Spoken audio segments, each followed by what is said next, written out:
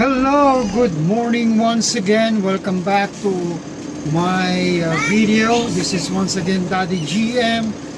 Ito po ang summer down the road number or part 7. So, nandito po tayo ngayon sa main road. Tingnan nyo yung mga puno sa gilid. Ang ganda-ganda. So, let us preserve our trees that makes us cool down while nagdadrive tayo, nagbibigay sa atin ng kaganahan sa pagdadrive, peaceful mind, heart and spirit.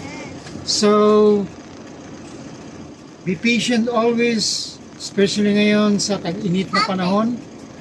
So, every traffic